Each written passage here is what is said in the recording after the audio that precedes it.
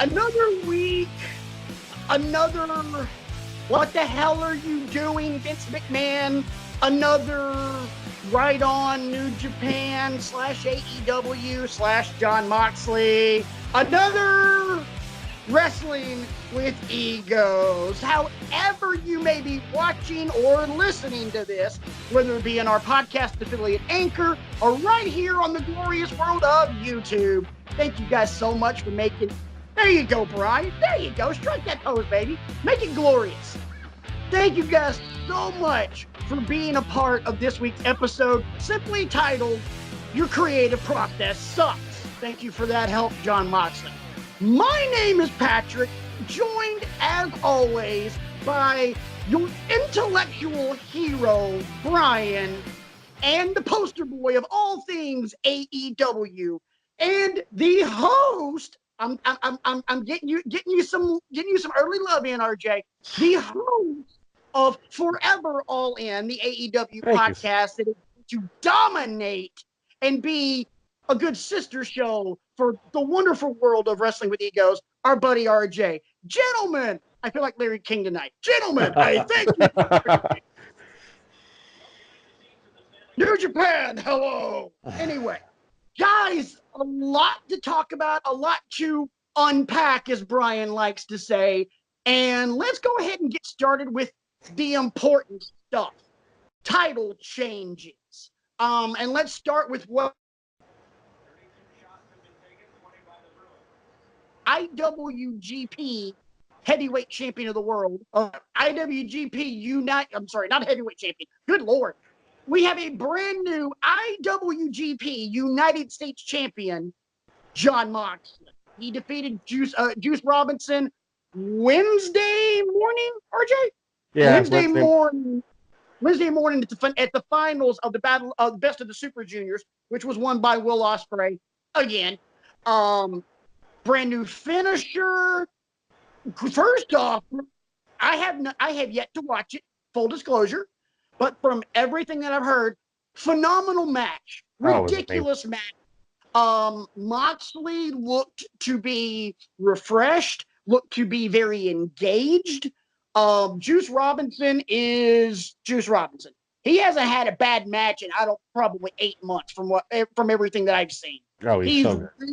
Really in his stride now that he's really coming into his own in New Japan. And his promos are even better than his matches sometimes. And this is the same guy that WWE used as CJ Parker, and I'm sorry, I loved CJ Parker. I thought he was awesome. It's because Juice. I think Juice did it very well. I think it's a horrible character per se, but I think Juice did it very well. Yeah, he's the kind of guy that can make bull crap work.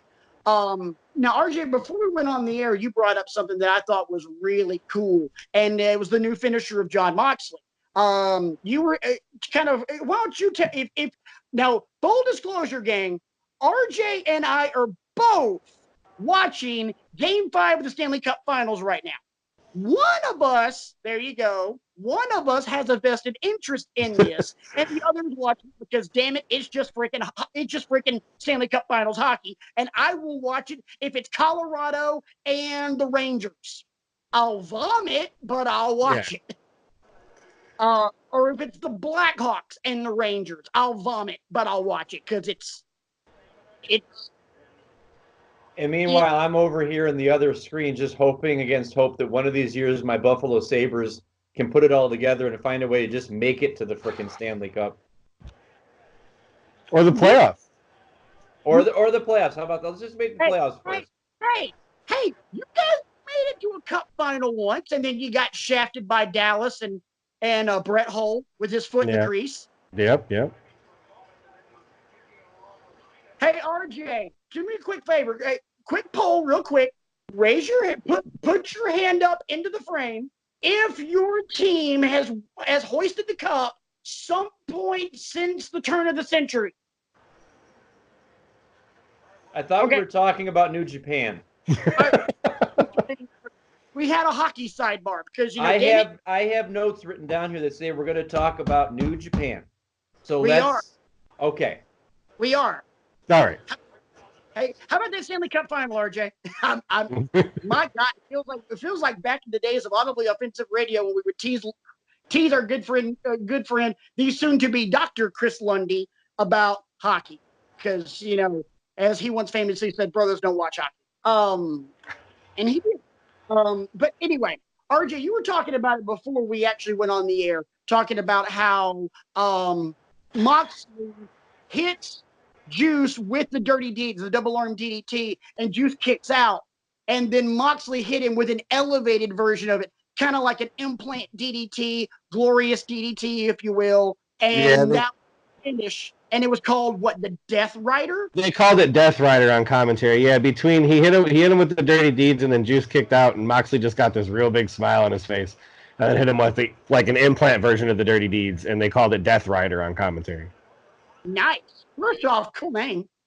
Yeah, it's what he has on the jacket. He's been there's been videos that have been playing leading up to there was a mystery man that was coming to challenge Juice. And Juice kept saying that he knew who it was by how they were standing at the bar, because he stood at a bar with that man before.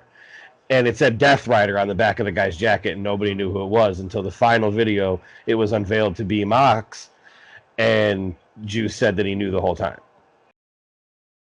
Oh, nice. I didn't see any of those. Wow, way to be very informed there, Patrick. Good job. Let's talk about that real quick. And Brian, Brian, you and I are the least informed of New Japan and AEW as opposed to RJ, but we still can put one and one together when it comes to something like this. With what they're doing with Mox and some of these videos that they're shooting, where's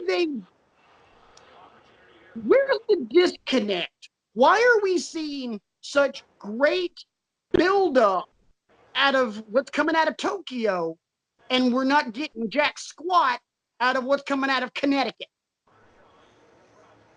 I can answer that question for you. It's apparent to me that Ambrose or Moxley wasn't a priority for them when he was here. Insofar as what could you get me when you're part of the Shield, but when you're off on your own, there's 6 or 7 other guys that we're going to put more sweat equity into to try and come up with a coherent story, and you're just going to get these throwaway matches. John Moxley obviously has a great brain for the business, cuts a great promo when he is engaged, when he feels like he has value and worth. It's just the same thing as the three of us. We want to feel like we have value and worth with our jobs and our families and things like that. We're going to give you back the same thing you put the same faith you put in us. I think it is an indictment of his time in WWE, the fact that within a month he's made himself one of the hottest commodities in professional wrestling, and he was squandered all that time in WWE. I completely agree. RJ, I want to follow up with you on this one, because you are the AEW guy, and not trying to pigeonhole you, because I know you watch more than just that, but you're hardcore all in with those guys. Do you think that the heat, or the buzz that Moxley's getting right now is derived because of him flaming out rather in WWE, or is this legitimate? Because there are a lot of people, myself included, that have, for lack of a better term, now keep in mind, I never saw any of his Combat Zone stuff or anything like that, but I've always thought that Dean Ambrose, John Moxley, whatever you want to call him, was always a little bit overrated, and truth be told, was the quote-unquote worst member of the Shield. That can be argued. I do feel Moxley might be a little overrated just because there's a ton of hype right now. But I feel like people that did watch his Combat Zone stuff. I saw a lot of Moxley before he was Ambrose. Well, not a lot, because there wasn't a lot to see. But before he was Ambrose, I saw what there was to see of Moxley, and I was excited when he said he was leaving WWE. I was excited to see John Moxley again, because John Moxley is that Ambrose Asylum character turned up to 25 million. Like, Jon Moxley is just ultra violent and amazing, and he's just so much fun. And I think a lot of the hype that's coming up with Moxley right now is that people like me that saw him before he was, I don't want to say watered down, but Dean Ambrose was a watered down Jon Moxley. And people are excited to get the full-blown Moxley again, and I think that's where the hype comes from. And then there's a little bit of the New Japan Jericho hype too, whereas people were excited to see what Jericho could do outside of the WWE in a different company on his own. People are, in the same way, excited to see what Moxley can do outside of the company. That makes a whole lot of sense, and I'm glad you brought up the name Chris Jericho, because that's something, before we get into the events of NXT TakeOver this past weekend, which was a phenomenal show. Yeah, we also need to talk about what's happening this weekend at Osaka-jo Hall when Chris Jericho challenges for the IWGP World Heavyweight Championship, and I meant to say it this time, Rainmaker Kazuchika Okada. Holy shit, this is gonna be a good match. Oh, the whole card is unbelievable. On the opening match is one of the best young lions against Jon Moxley. That's going to be phenomenal. There's an IC title match, but that match is, I gave away my shift on Sunday at work so that I can get up at 3:00 in the morning and watch that show and then go back to bed. And that, folks, is called dedication. Yeah. Very much so.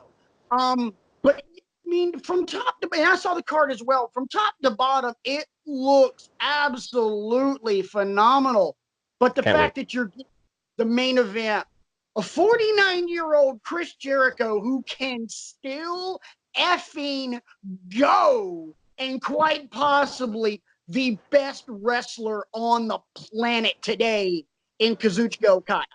I know you're wearing the shirt. I know you're a huge Omega fan, and Omega is one of those guys who's considered in that short list of the best on the planet. It might be him and Okada, neck and neck. I think but Jericho Okada, holy crap! That match is going to be a banger. That match is going to be awesome. And I'm going to say, I think that we get a little bit of a swerve, a Jericho shock, if you will, for the New Japan fans that know what that means. I think that Jericho wins the IWGP World Heavyweight Championship on Sunday morning.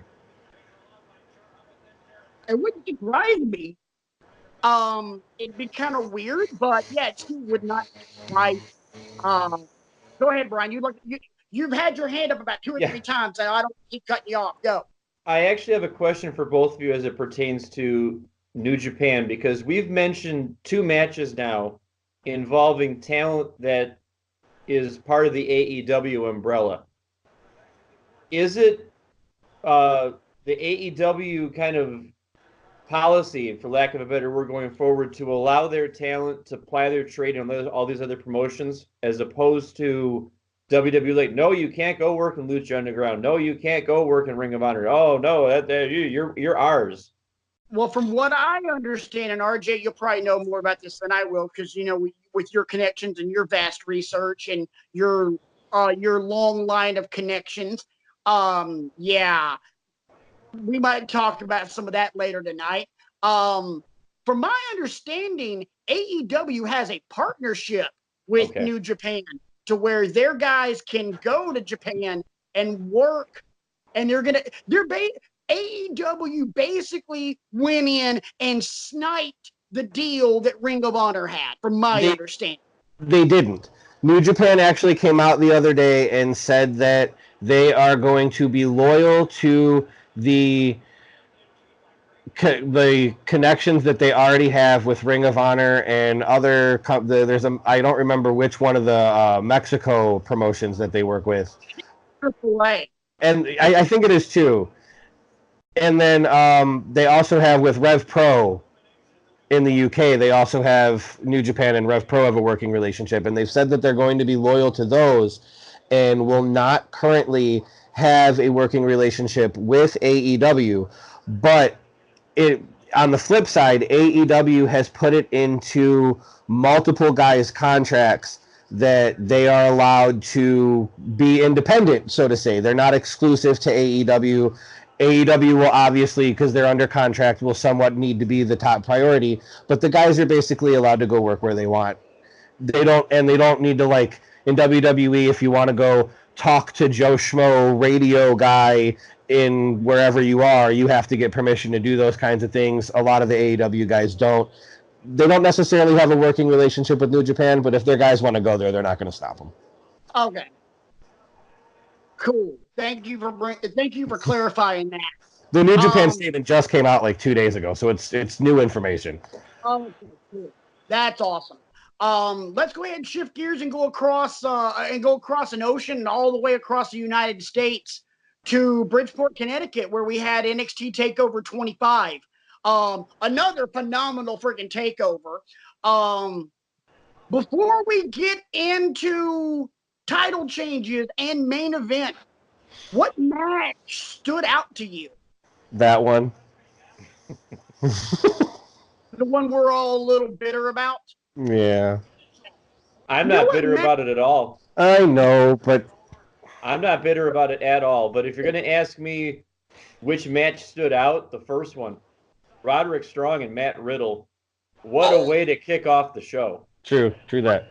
How neither one of those dudes have a broken jaw is beyond me. Because that match was snug.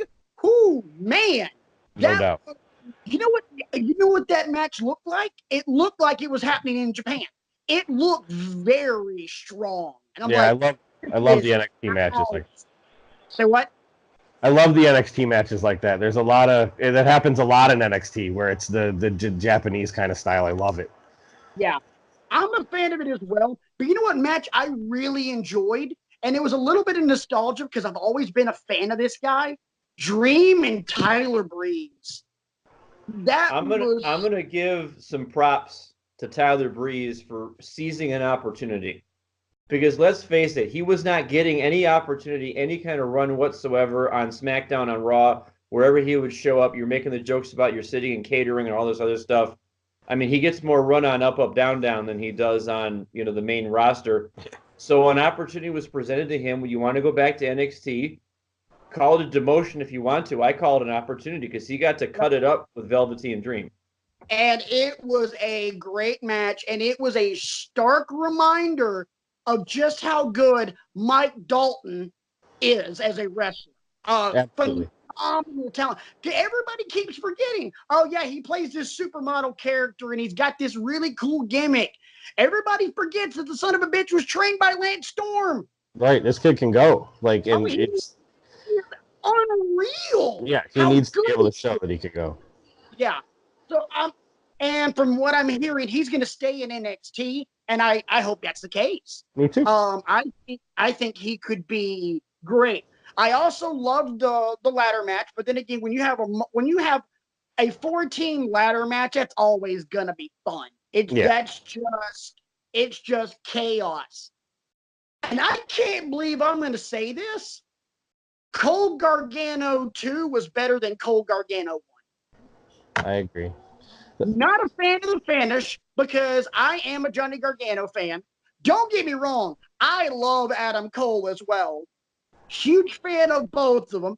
RJ, however, is going to be very pro Gargano, mainly because don't you know him?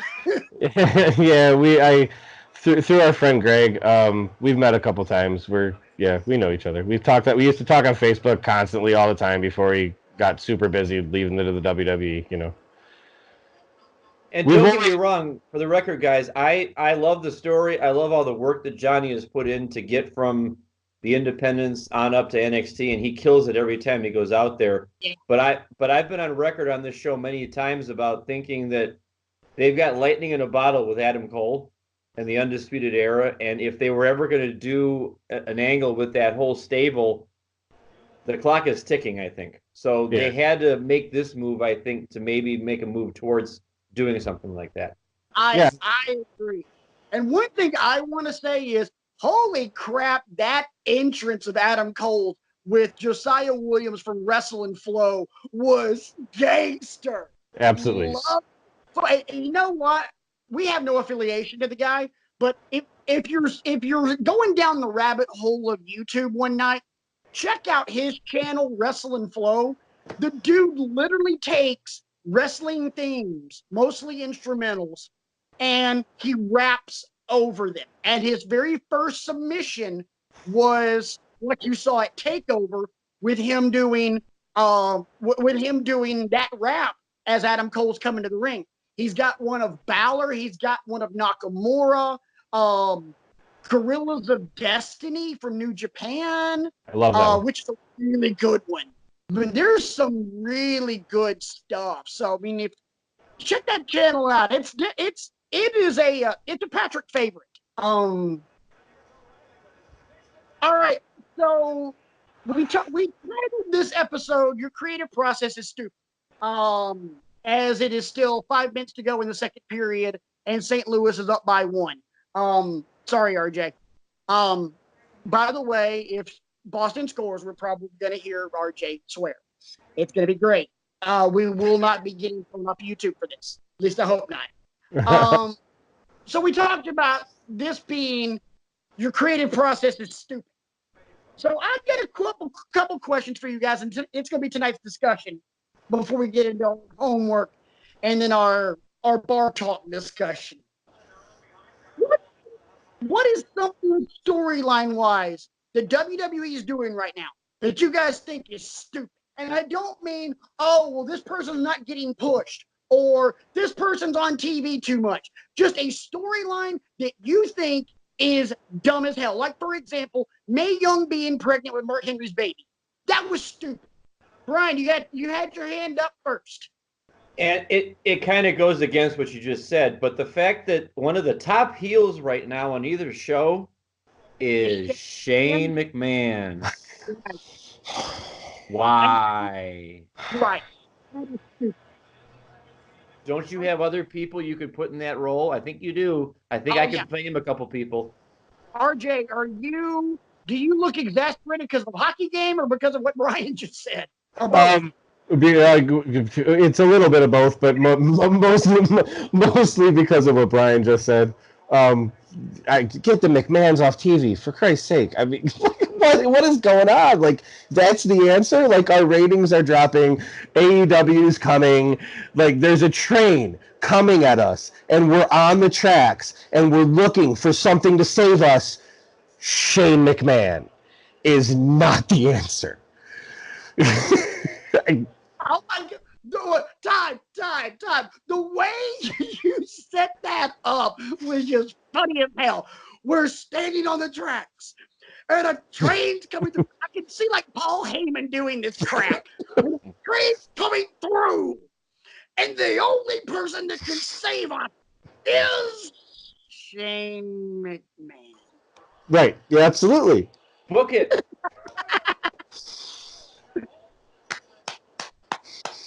Nicely done. I think we just broke Brian. But yeah, I agree. And sadly enough, I know a lot of people are thinking their answer to that question would be 24/7 title. Actually, that's been fun. Super entertaining. It's very entertaining. I mean, it's not serious. It's just been fun because it's literally becoming what kind of wacky crap can we get R-Truth to do this week? Right. Did you see that he lost it today? Yeah. As we're recording this on Thursday, you saw he lost it? What? No, he lost it today? He lost it today on the airport tarmac as they were getting on the plane to go to Saudi Arabia. He got pinned by Jinder Mahal, who took the title and ran up onto the plane. And R-Truth just watched him run onto the plane. So Jinder Mahal has the belt now. That is amazing. Which means they're going to be on the plane together, which means they may get off the plane with R-Truth as the champ. That's what I'm thinking too. Okay, Monday night, Cesaro goes for a friggin' table, pulls the damn thing out of the ring, and there's R-Truth laying on the son of a bitch. God, I love that so much. Oh, God. And Literally, this was it. TV.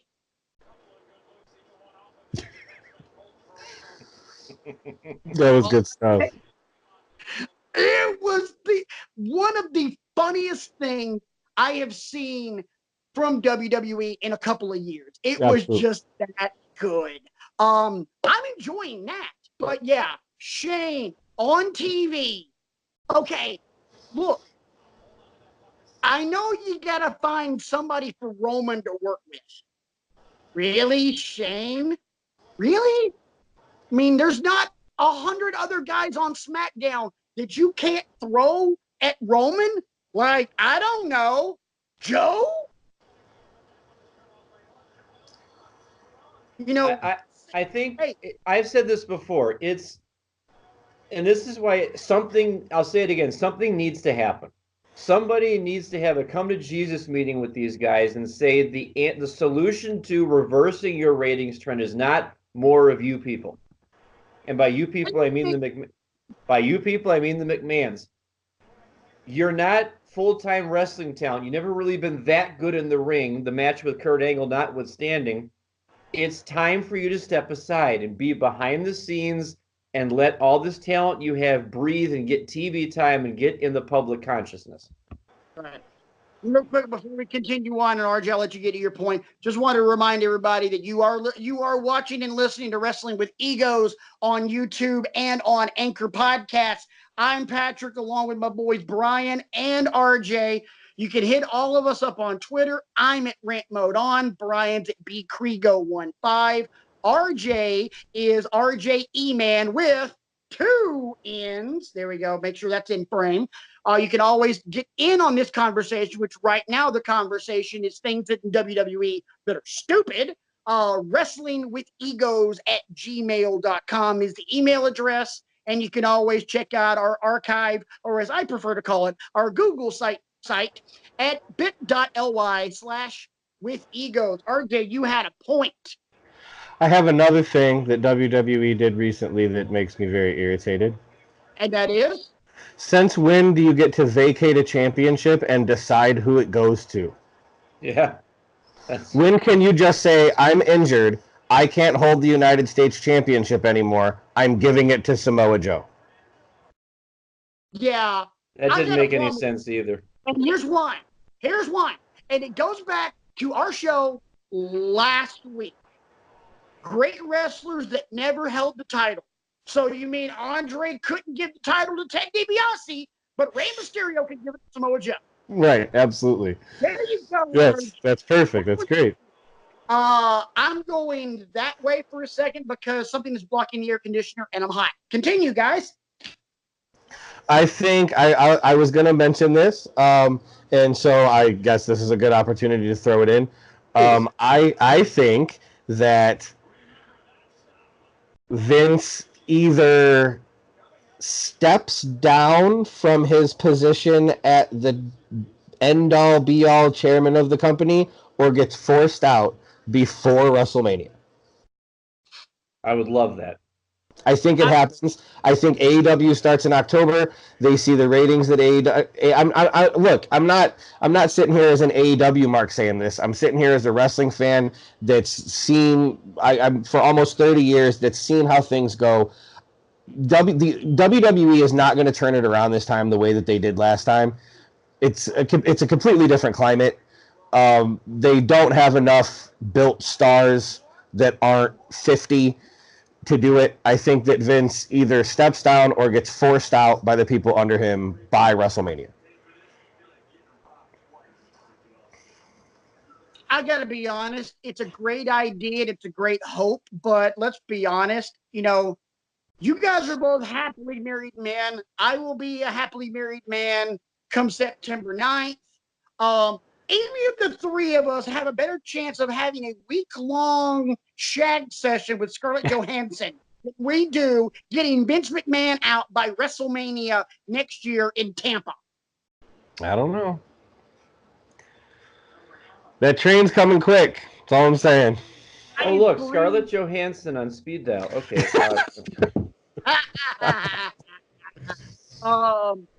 But, well, RJ, I agree with you. The train is coming.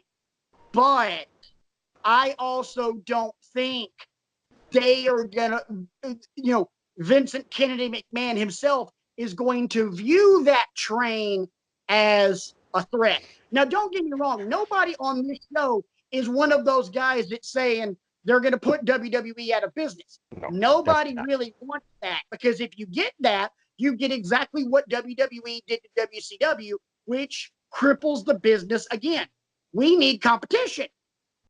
I honestly think if WWE can right itself, which under Vince, I don't know, what I think is going to happen is by the end of 2020, WWE is making more, but AEW has more people following. That's probably true, and I think that one thing that some people might not be recognizing is that while AEW has stepped to the forefront of non-WWE professional wrestling, and they probably are the locomotive that drives the train. This train has a lot of cars. Ring of Honor, New Japan, MLW, Progress, Evolve, Rev Pro, Combat Zone, AIW even here in Cleveland is gaining a lot of traction. This train it's coming, and it's coming fast. And time out, big ups to the boys up in Cleveland at AIW, because they got a big weekend coming up. I think next weekend, the JT June Lightning tournament and the Chandler Biggins tournament as well. Yep.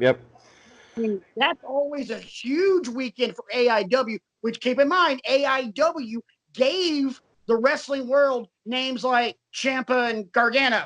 Absolutely. And several others, but those two. Lots of guys went through there. Yeah. I remember back, I went to a show back, you remember when, of course you remember when the Nexus first came out and Daniel Bryan got choked Justin Roberts with the tie and he got fired. Yeah. And he did some indie shows. He did AIW during that respite, and I went to a show. Ricochet was on the show, Gargano was on the show, Daniel Bryan was on the show, Corey Graves, who was Sterling James Keenan at the time, was on the show. I'm sure I'm forgetting. Dalton Castle was on that show.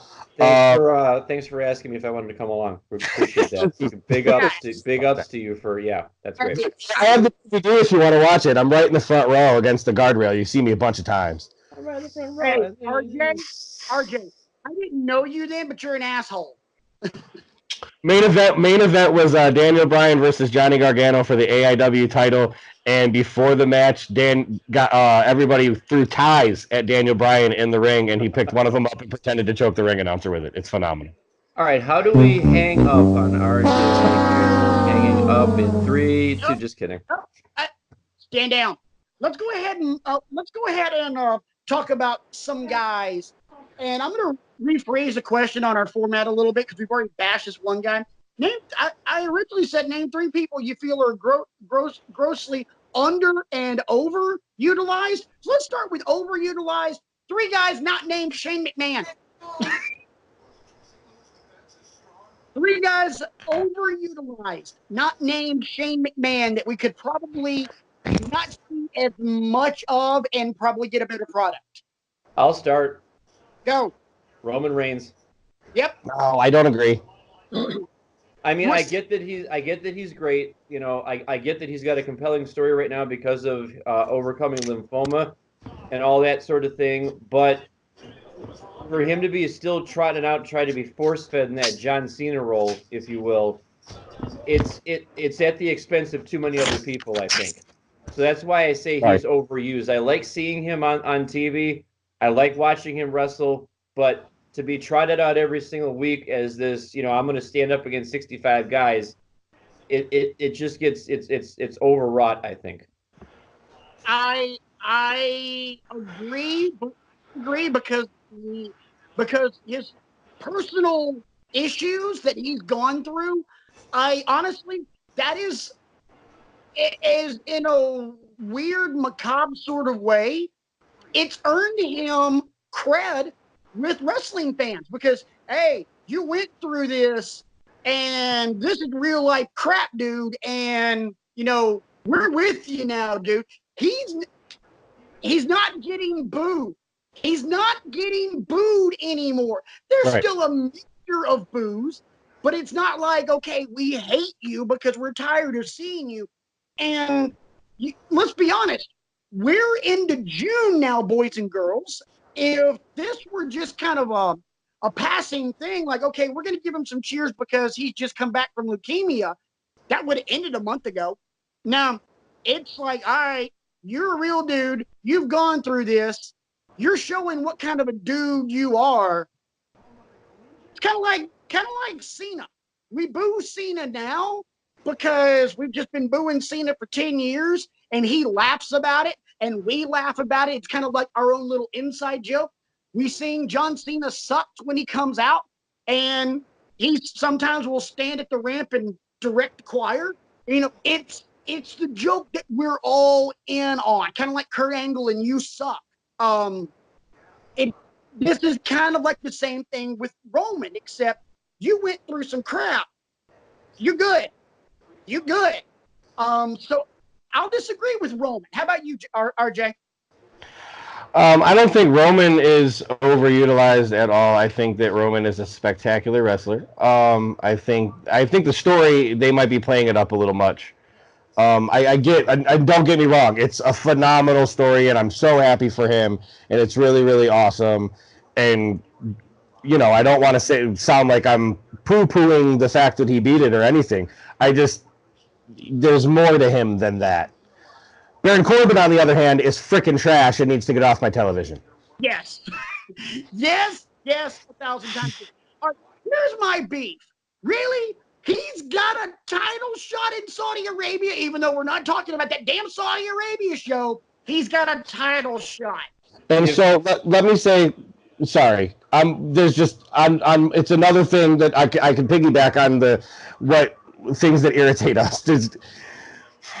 So Brock has the briefcase, and he's going to cash it in on Seth Rollins.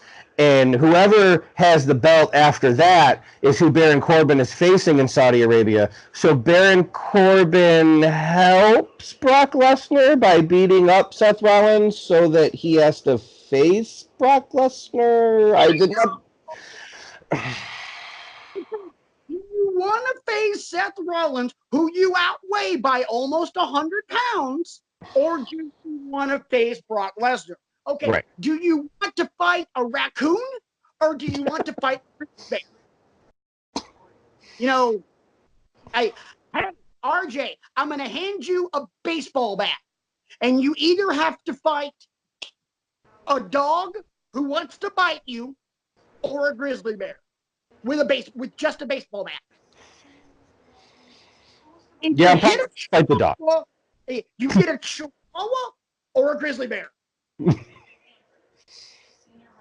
Don't get me wrong. Although, to be fair, I have to take violence against dogs. That's not what we're about here. Right? Yeah, definitely not. No. I'm surrounded by dogs. No hate to animals here. Right. Although, to be fair, if Baron Corbin has a world heavyweight championship match in Saudi Arabia, does it actually happen? It's like if a tree falls in the forest and no one's around to hear it, does it make a sound? True, that's true. Hey, it's Rocky V. Rocky V never happened.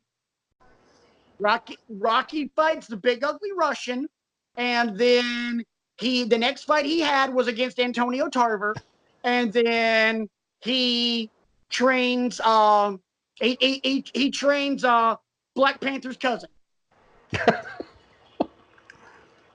He never goes broke. He never fights Tommy Morrison in the street. Nope, never happens. Nope. I can get on board with that. Huh? I can get on board with that. Oh yeah, Rocky V never happened. So yeah, Baron Corbin title shot doesn't happen. So all right, let's go ahead and move on. Is there anybody else that we just think get off my damn TV? Bobby Lashley. Oh hell yes. Get off my TV. It's not 2007. Get off my TV. Anybody in an arm wrestling competition on Monday Night Raw, get off my TV. Yeah. Here's my thing. Lashley himself, amazing athlete. In the ring, it's just like, okay, dude.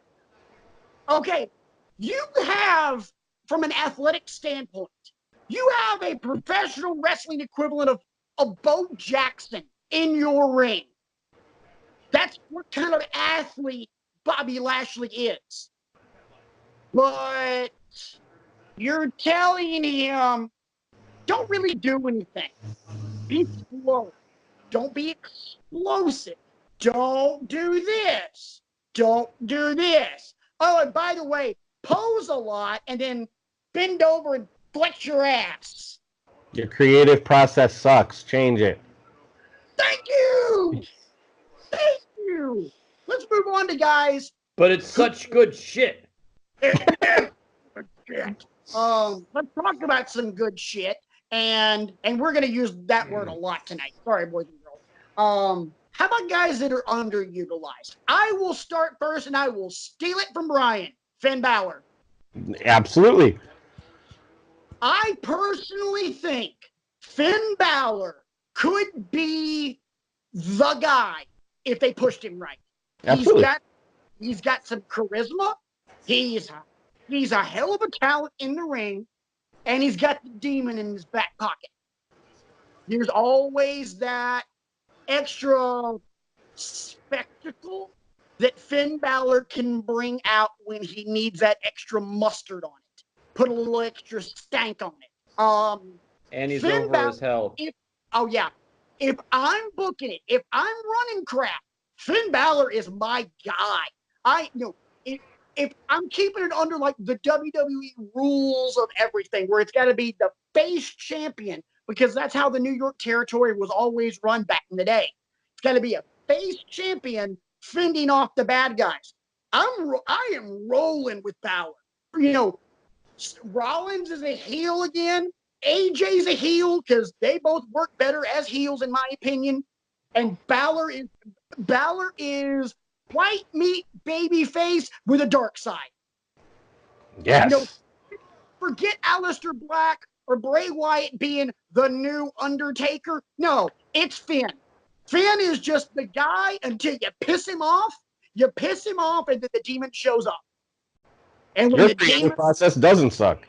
Right. And when the demon shows up, somebody getting their ass kicked. Who else you guys got? Underutilized. But if you're going to say they're underutilized, what would you do if you were running things? I'll go. Or Brian, Go ahead.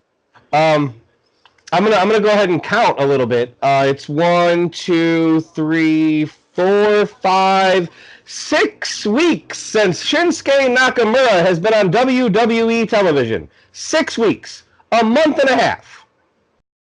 That is criminal. This guy's a legend. Like, he's one of the best wrestlers in the world. He's one of the most charismatic guys that there is. I would personally have Shinsuke Nakamura as the leader of a faction. Not necessarily a Japanese faction. I'm not saying bring back Kai, but the leader of a faction, as in like a bunch of charismatic guys that can just be with, kind of like what Bullet Club was before the Elite left, like in between the Kenny Bullet Club, the really super charismatic, sometimes they're heely, but they have face tendencies kind of faction like that. I would have Shinsuke be the Kenny Omega, Finn Balor, AJ Styles of that. Hey, guess what? Your creative process doesn't suck. Thanks. Yeah. I agree with you on Nakamura for one simple reason. You have Freddie Mercury as a professional wrestler in your ring, and you're not doing squat with him. 6 weeks. This sucks. Change it. Have you realized we've said that phrase a lot tonight, and we're going to keep going? Brian, what say you? I'm almost afraid to say this because again, I didn't realize you were going to ask me how I would book them differently. I am glad as anybody that my girl Bayley is the SmackDown Women's Champion, but she's still somewhat of an afterthought because they didn't capitalize on the stunner that was she won the briefcase and cashed it in on the same night. She's just been kind of there. I would actually turn her heel somehow. Yep. You know, and we talked. I don't know that we actually talked in the air about how we do it. We talked off the air. I know for sure about how we do it, but have her like start, like losing it mentally or something like that. And that's a Yes. and I'm not going to sit here and go off on this angle, but the character now is not this. It doesn't have the same goodwill that Bayley had when she was in NXT, and it was the wacky wild arm inflatable tube men and all that stuff, and she had all the hugger section signs. It's been watered down and diluted to no end. So you need a reboot of that character and a heel turn properly executed, especially now that she's the champion. Oh yeah. I mean, what if, for example, whenever this stomping grounds nonsense is supposed to happen, maybe it's something as innocuous as she cheats to win over Alexa Bliss. She grabs the tight, she puts her feet on the ropes or something like that, and everybody's like, "What did she just do?" She just, Because and that's a perfect opportunity to do it because Alexa's slowly becoming a face. Absolutely. Because and the reason that's happening is people are realizing art is imitating life because people are realizing through social media that Lexi Kaufman is a really good human being. So therefore, hey, your character's cool too. Kind of like, how people just stopped booing Mick Foley, Cactus Jack, Mankind, Dude Love because they're like, yeah, Mick Foley's good people. Yeah, right. So I mean, kind of that same thing. You being just a good person, it's kind of screwing your heel mojo. Is there anybody else? Like, I personally, I'm thinking right now we're underutilizing guys we just called up. We just brought up Ricochet. We just brought up Aleister Black. Ricochet's getting buried by everybody, and I ain't seen Aleister Black in the ring yet. Yeah. He's real good at sitting in a room talking. No. Because I'm going to be honest, I got that badass of an entrance. I got that badass of a look. Hell yeah, I'm going to put your ass out in the ring. Do your little rising up from the crypt entrance and, no man is ever truly good. No man is ever truly evil. Badass music. Get out there and kick somebody in the mouth. I mean, me, if I'm booking it, I'm not making him a heel. I'm not making him a face. I'm making him everybody's worst freaking nightmare. Just like, oh crap. And I simply started, we've had all these really good venues and his promos have been pretty good. I have his music hit mid-match. And he comes down to the ring. Everybody's freaking out. He goes in, he gets in the ring same way he always does. Grabs the ropes, flips over, gets into that Indian style position, looks at both guys in the ring, stands up, black mask to one, black mask to the other, walk out. Not say a word. Just like, I'm here. And he does it the next week. And he does it the next week. He keeps doing it and he keeps escalating. Because let's say, and I don't even know if these guys are on SmackDown or not. I'm just throwing out names. He first week I do it, he hits Mojo and Jinder. And then the next week, it's a tag team match. It's the Revival and even though they're not on TV anymore, Gallows and Anderson. He pops one of those tag teams completely. The next week, it's somebody bigger. The AJ Styles and Dolph Ziggler. Yeah. He pops Ziggler. Yeah. But we just keep escalating until we get to that guy he's actually going to feud with, and then he just beats the unholy hell out of him. So, third period, St. Louis is still up one. Yeah, I noticed. RJ, you're probably not feeling really good about this right now, are you? It's early in the third. We're all right. I am. Still got a great goalie. I do have another guy that's underused. Go. Because, Rey Mysterio ceding a title to him still doesn't make him properly used. Samoa Joe is completely underutilized. Absolutely. You know how I said that Balor would be my face, my number one face? Joe would be your number one heel. Oh, hell yes. If not Joe, then Kevin Owens. Right. That's another guy I think is underutilized. Kevin Owens could be the Roddy Piper of this generation. And Like no doubt. Jake Roberts, just this untrustable bastard. I mean, how many times have we seen him just absolutely bite someone on the ass? Jericho, Sami Zayn. The New Day. The New Day one was really predictable, though. Yeah. So was Jericho. And that actually lasted a lot longer than I thought it would. Like, oh, Jericho's coming down to the ring the way he does. I'm like, yeah, Kevin Owens is gonna beat his ass, and he sure as hell did. And I was like, oh, that was beautiful. That was beautiful. Let's go ahead. Let's kind of move a little bit. Skip one and go to the next. Go to the question after that. Outside of booking these guys that we've already made, if you're running the show, are there any changes any other changes you would make? I'll open it up to you guys before I go. I feel like they might be marginalizing the women again. Because outside of the same like 2 or 3 women on each show, there's a whole lot of other people that are just kind of off on the sidelines again. You should be celebrating the depth you have in this women's division. And I don't know that you're making a conscious effort to do that. Maybe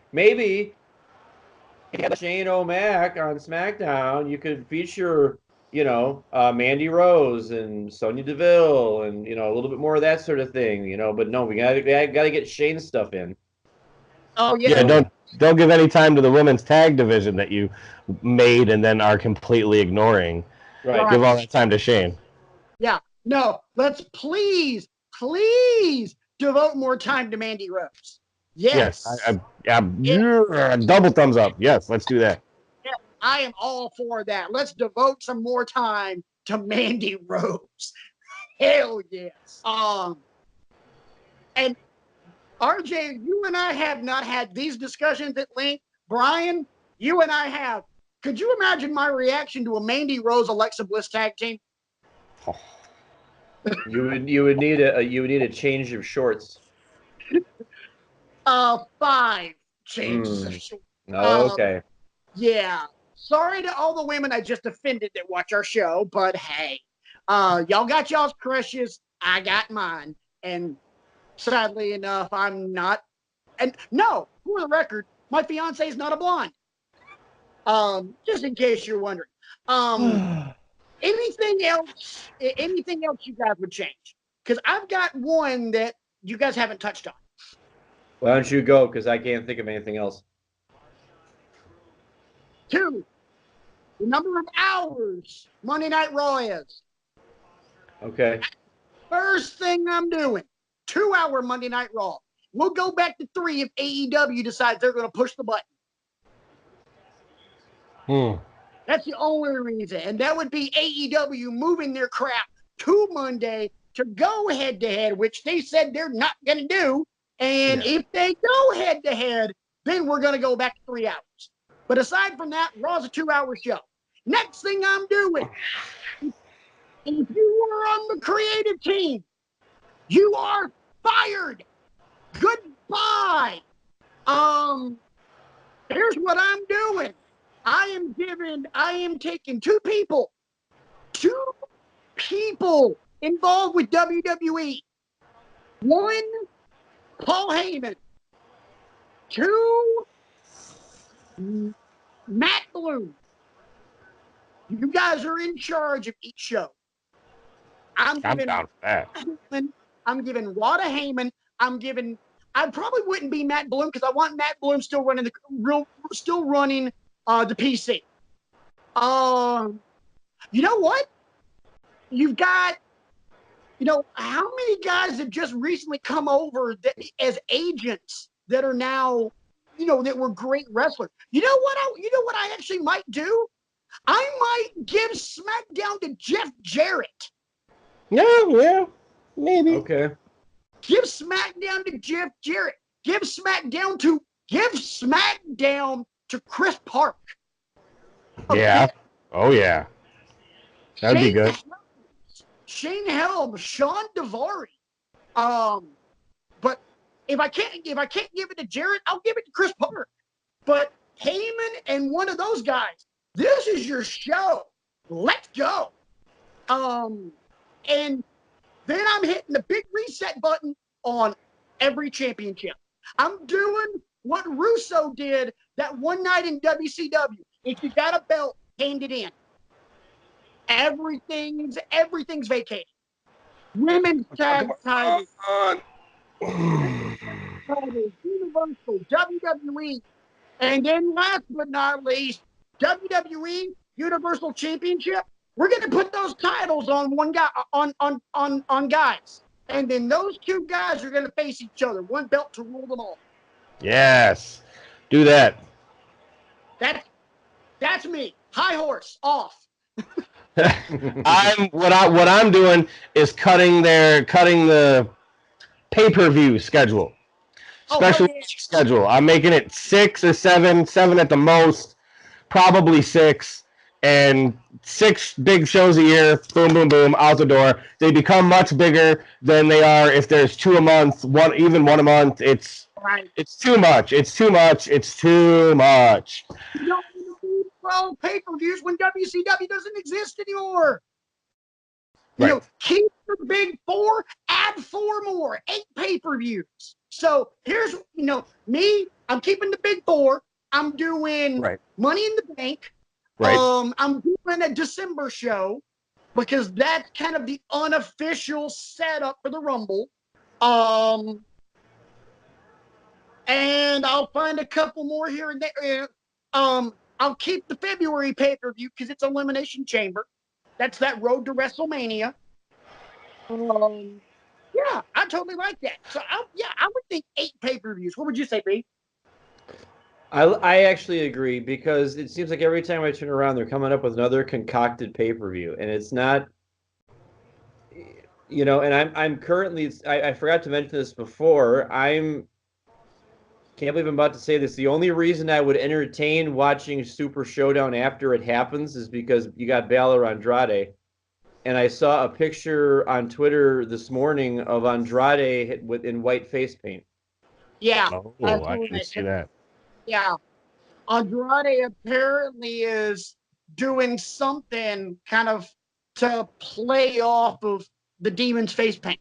Huh. So I might, after it happens, go back and just cue that one up and watch it. But you know what I'm not going to watch? As much as I love the guy, I'm not watching Undertaker Goldberg. I'm not watching Jurassic Park. Me neither. Undertaker is my all-time favorite, and I'm not touching it. I'm not touching any of the show. No. I might check out Andrade's entrance and Balor's entrance. I didn't know he was doing the white paint thing, so that's pretty cool. I might check that out, but that's it. What I've read, it actually could be something that resembles his mask from AAA when he was with Sombra. That would be freaking cool. Oh, yeah, it would be.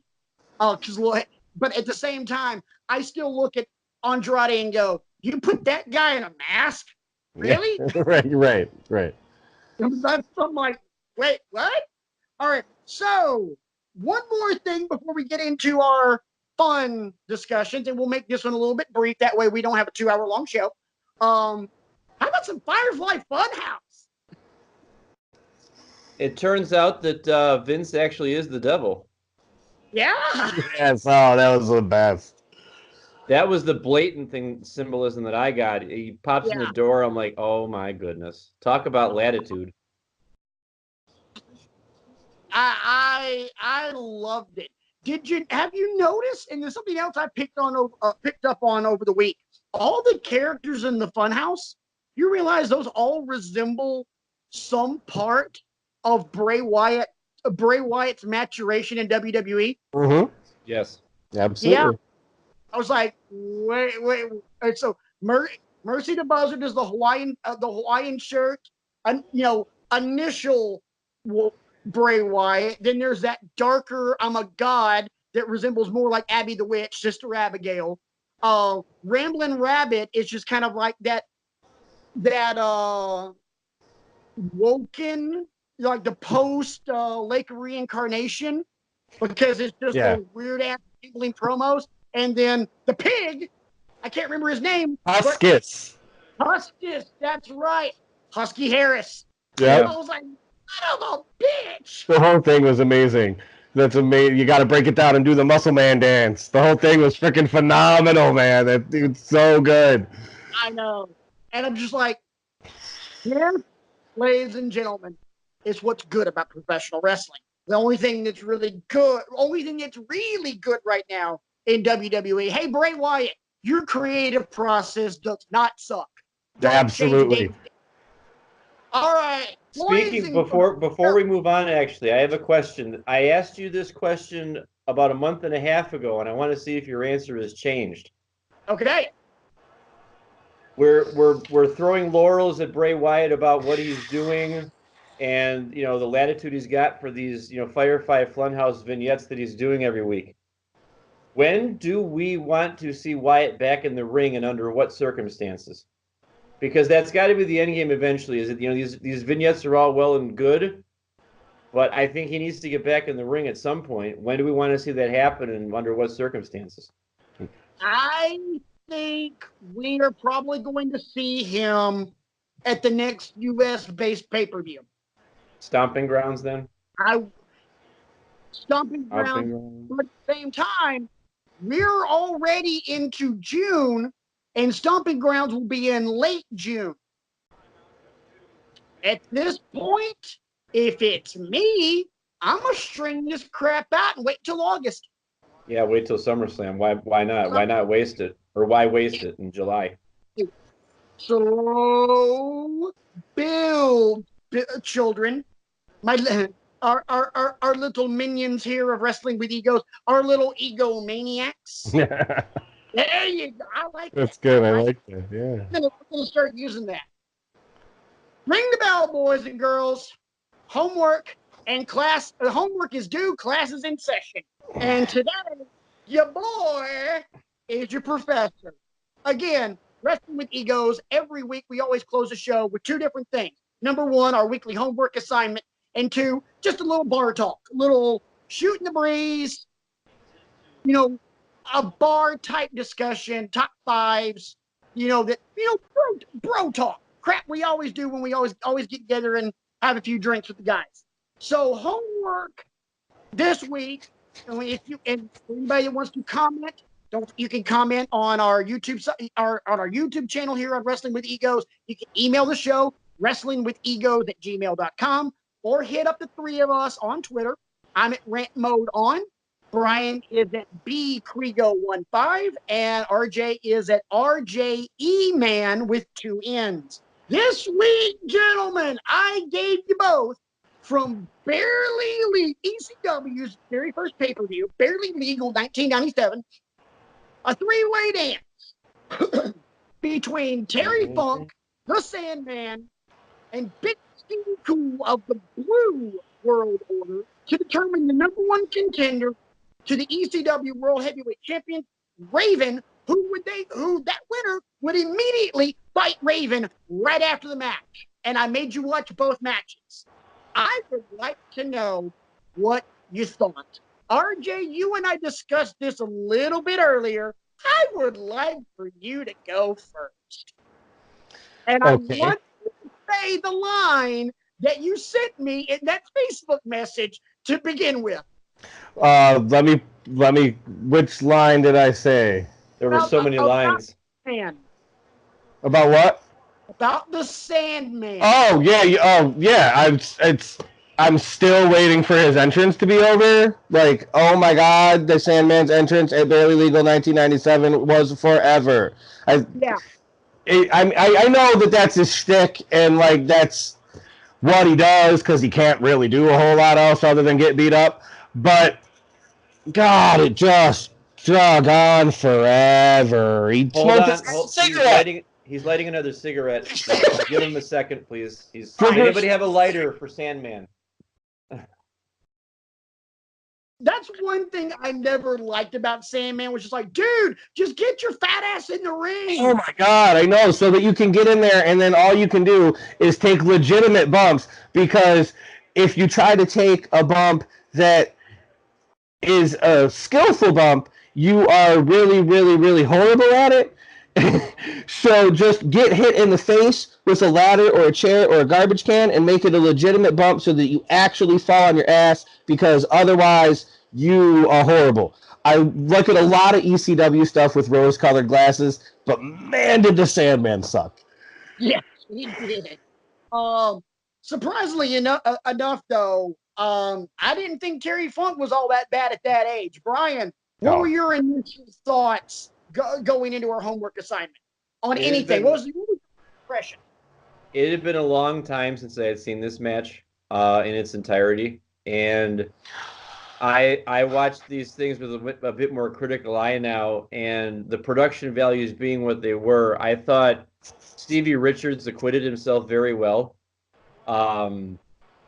You know, because Tommy Dreamer on commentary was playing up that he had a bright future at the time. And again, you know, seeing a lot of these guys in ECW, you forget that they actually had a move set, and they actually had, you know, when they were given this time, you know, hey, you're in the semi-main, you know, go out there and impress us, versus, you know, you go to WWE and you're in Right to Censor and you're comic relief and you're all this kind of stuff. I thought I thought the triple threat, the three-way dance was clunky, but there was a lot of emotion involved. I like Tommy Dreamer on commentary, you know, saying that he had given up his spot for Terry Funk because of how everything he had done for Dreamer in his career. You would never have known that Terry Funk was 53 years old at the time, based on the way he was throwing his body around and, you know, trying like mad to sell for everybody and everything like that. And then, you know, Terry Funk winning it, and then, you know, Raven coming out right away with his flock and, you know, beating everybody down, and then trying to put Dreamer through a table on commentary, and that's getting reversed. Tuka. It was a uneven match, I guess I would say, but I obviously get all the emotion and the fact that this company was laying everything it had on the line to, you know, to sell out for its public, basically. I can really appreciate that, all the effort that was put into it. RJ, Brian gave his full thoughts on the match. Is there anything else you want to add other than, my God, the Sandman sucked and his entrance took forever? Well, I also agree with you guys that Terry Funk looked absolutely phenomenal, both for his age or anybody else's age. I think he looked great. When Raven came out, that man looked badass. That man looked like the man that is supposed to be the ECW World Champion. Raven came out and he looked so good. I loved the Raven character in ECW. Everything about it. That was one of, you know, we talked about characters that were perfectly done by the artist being, you know, the man or woman behind the character, like the $1 Million Man, Ted DiBiase, and so many other characters that someone portrayed. Scott Levy as Raven was flawless.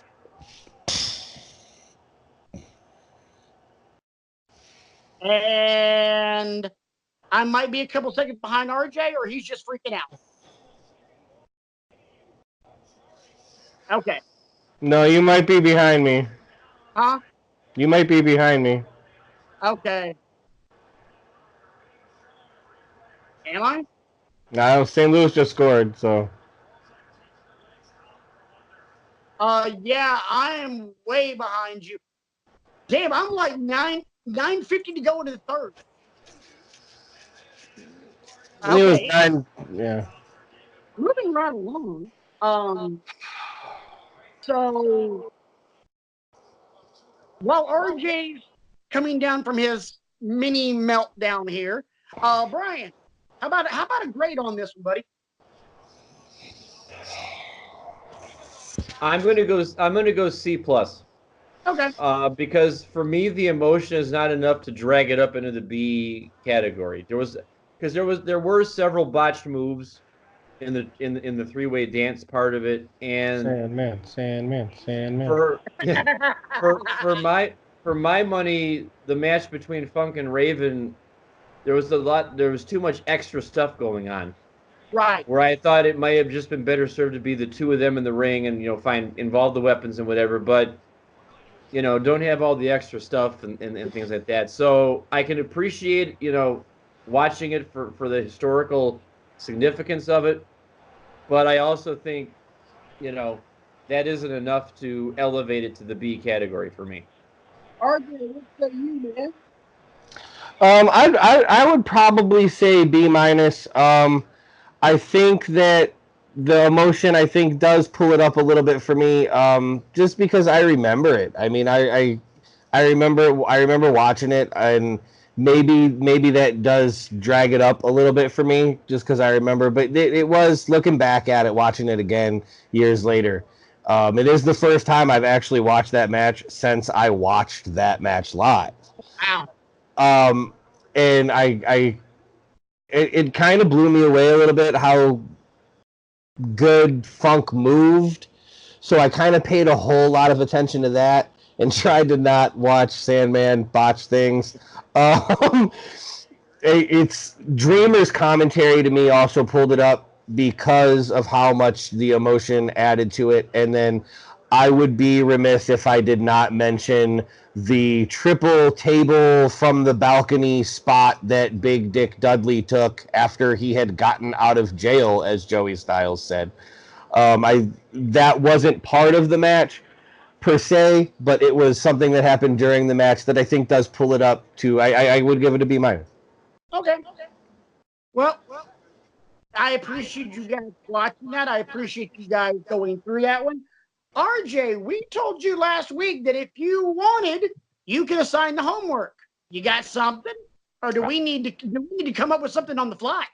I have something. I don't know which one of the three of us. I know I do. I don't know if you guys do have New Japan World subscriptions. If you do not, you can use mine to watch the match.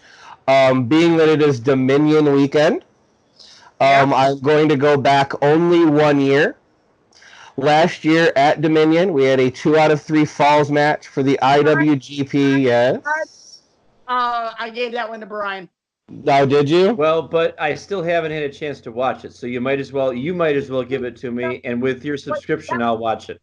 Hang on, that was extra credit, wasn't it? That was like an extra credit thing that I did because we were talking about that match, and because I told you had your match and watch the Andre documentary and then watch Okada Omega 2 out of 3 falls from Dominion. That was an extra credit, so it was never actually a graded homework assignment. Never mind. I rescind my time out. Continue. Okay. So after we go off the air, you'll have to give me your credentials because I've been trying, and all I can find is reaction videos. And I'm sorry, I'm not going to watch Joe from Schenectady spit his coffee out when Kenny Omega hits a Rainmaker on somebody. I'm not going to do it. I would rather watch the match itself. And Joe from Schenectady, you can just keep your commentary to yourself because, newsflash, nobody cares. I just want to watch the match. Brian, I got one for you. Hey, Joe from Schenectady. I can't even say it. Your creative process sucks. Change it. Right. Yeah. Reaction videos are the worst. Oh, I'm like, I agree. No. Actually, the only thing worse than that, me being a hardcore gamer, is watching how-tos and where to find stuff on maps. And you hear these foreign guys trying to speak English, and they all start off like this. What's up, guys? And welcome to... They all start like that. I'm like, what's up, guys? Guys? Gay? Like, geez, just once I want to get some redneck from like Talladega, Alabama going, what's going on there, Bubba? Welcome to another episode of Craig Finds Shit on this Assassin's Creed. Now, y'all been asking me where I can find this golden fleece right here, man. Well, we're going to go over here and you see this big sumbitch right here. We gonna kill him. Anyway, all right, so our homework assignment using the gift of RJ's credentials for New Japan World is Thank you, sir, for doing your part to keep us a lean, mean, wrestle talking machine so I can finally watch this match. You're welcome. It is my all-time favorite wrestling match. It supplanted a match that happened when I was a teenager that it was my favorite match for a very long time.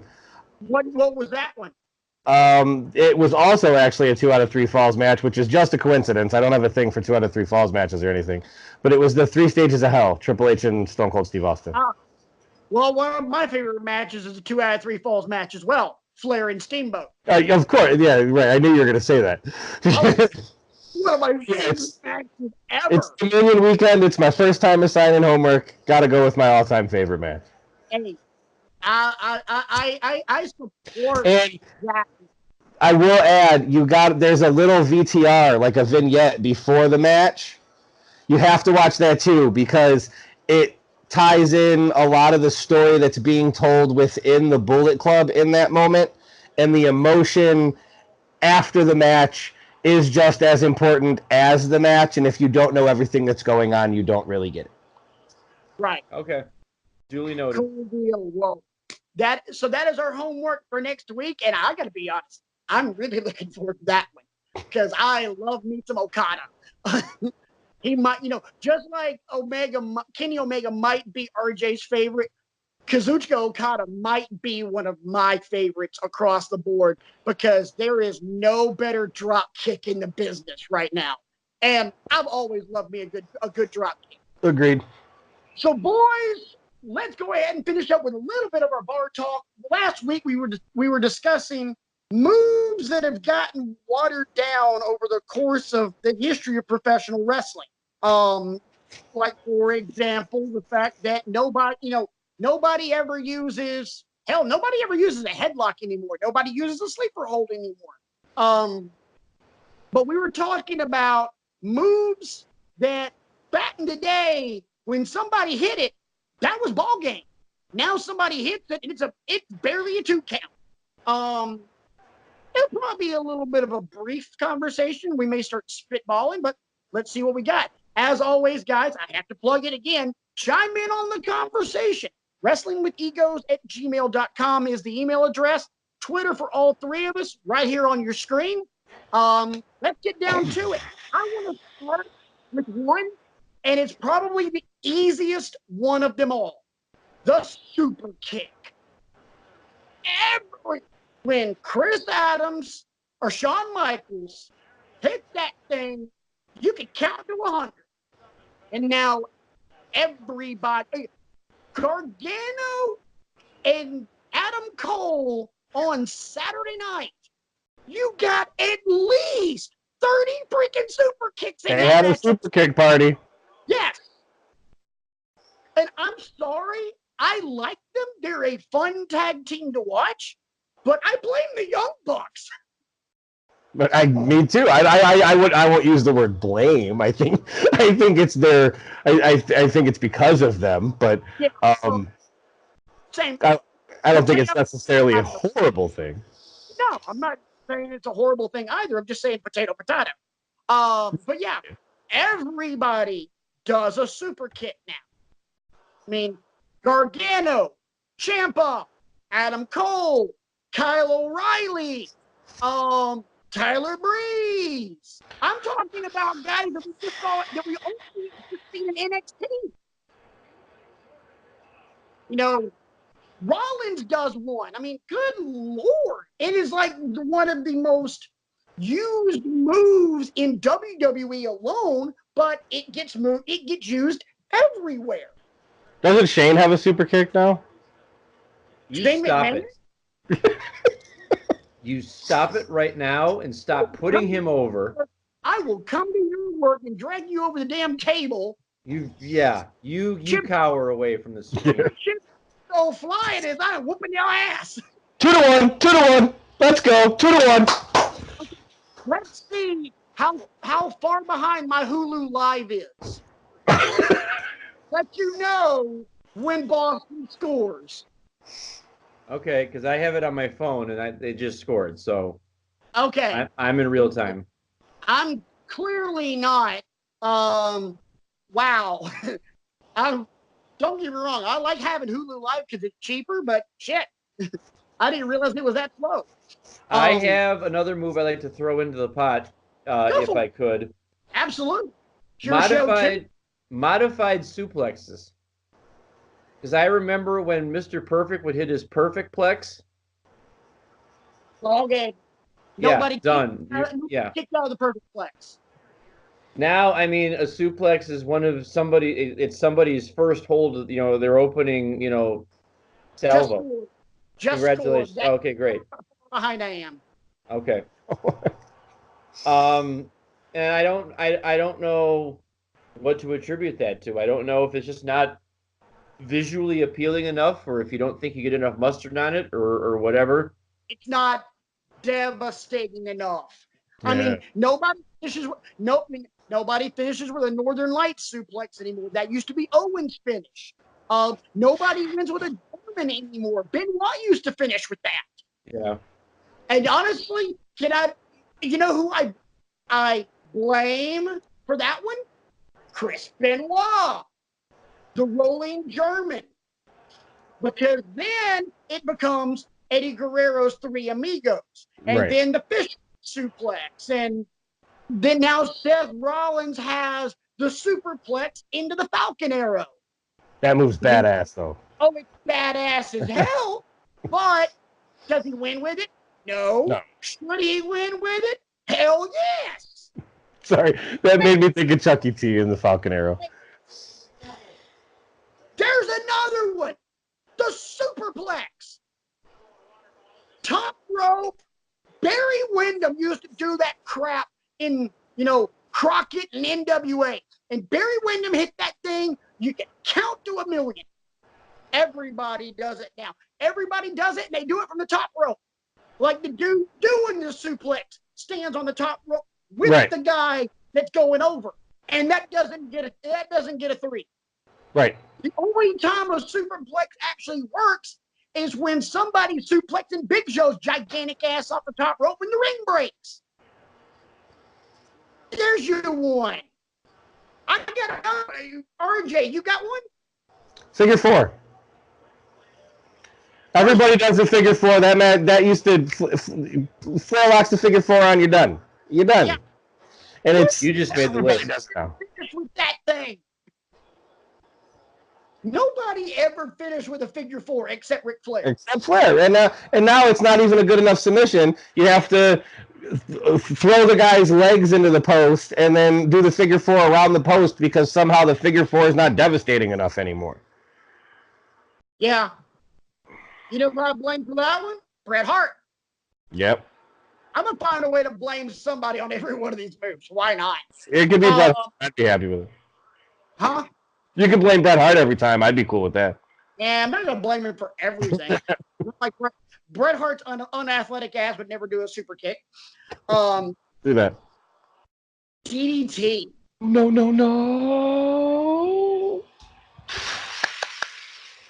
Sorry. Jake the Snake Roberts hit that thing. Done. Wrap it up. Everybody does a DDT now. Very few people win with a DDT. Right. Andrade. Moxley. Randy Orton. Doesn't win with DDT. Oh, I thought you said nobody wins with a DDT. I didn't hear that word. Yeah, nobody wins with a DDT. And I was like, okay. And I was rattling off the people that actually do. Andrade, Moxley, Bobby Roode. Those are the only 3 I can think of that win with a DDT. Every once in a while, when Balor busts out 1916, the artist formerly known as Bloody Sunday. Right. Excuse me. What else? What else you guys got? Anything? Elbow drop. A mini meltdown with a few minutes left to go in the third period. Elbow drop. Yeah. Oh, absolutely. Elbow drop. Yeah. Because when What? Macho hit his, it was Oh, done. you mean top rope? Yeah. Yeah. Not Should be. not standing in the ring and dropping. I'm just talking about going up to the top rope and getting the Yeah.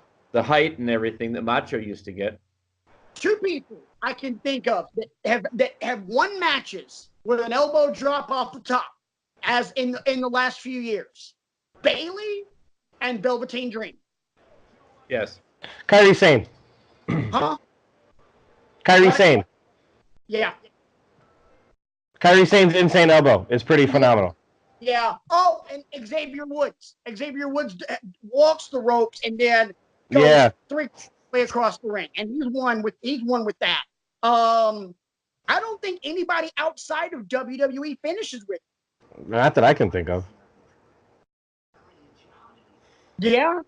Because anybody that goes off the top rope in Ring of Honor or New Japan or AEW does something a little bit crazier. Right. Here's my big one. Moonsault. Yep. Everybody does a moonsault. I can only think of one person in this day and age that finishes with it, and that's Io Shirai. Nobody else finishes with a moonsault.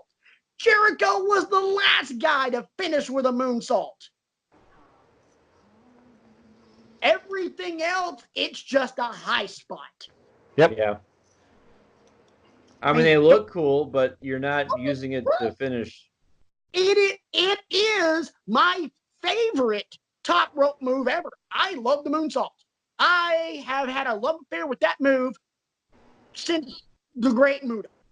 How about the throwing in the moonsault into the homework? How about the moonsault? Terry Funk completely and utterly missed Stevie Richards completely, and then Stevie sells it for 5 minutes. I forgot about that. Yeah. Missed by a mile. You guys there? Yeah, we're here. You're sideways on my screen anyway. There he is. You're back. My screen just went black, and I'm like, uh-oh. Sorry. So it's all good.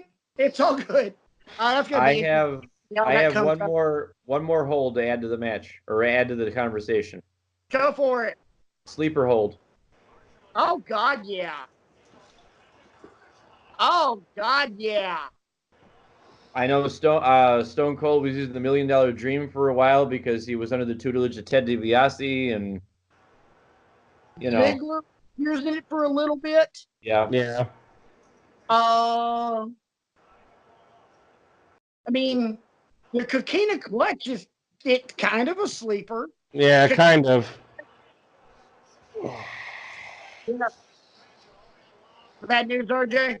We almost scored, but we didn't. So not the worst news. I would imagine we're getting close to pulling the goalie, though. Probably so. Yeah, the Coquina Clutch / Kirifuda Clutch, which is, by the way, the same damn move. Yeah, that's kind of a sleeper. It's meant to be more of a choke because it's more like an MMA type move, but it looks like a sleeper. Let's see. I can't really think of anything. I mean, top rope elbow is a great one. Sleeper was a great one, B. Let's see. And even though it's not done in WWE at all anymore, with the exception of one guy, pile drivers. RJ and I were talking earlier. Minoru Suzuki is the only guy that finishes with a pile driver anymore. Yeah, there's variations, but he's the only one that does it. Yeah. Tombstones, but I'm talking like, power bomb position, pick them up, drop to your ass. Right. One guy. One guy. I mean, pile drivers. The baddest ass guy there is. Oh, yeah. Pile drivers used to be freaking legit. Brainbusters is my favorite move of all time. Brainbusters used to be legit. When Eddie Guerrero would hit that crap, my God in heaven. Beautiful. Definitely. I think we're kind of running out of steam on this one, guys. You guys have any other submissions before we figure out what we're discussing next week and then get out of here? I do not, actually. I wish Jericho would get rid of the Walls of Jericho and start doing the Lion Tamer again. Just saying. Yeah. I wish Jericho would get rid of the Walls of Jericho and the Judas Effect. Yeah.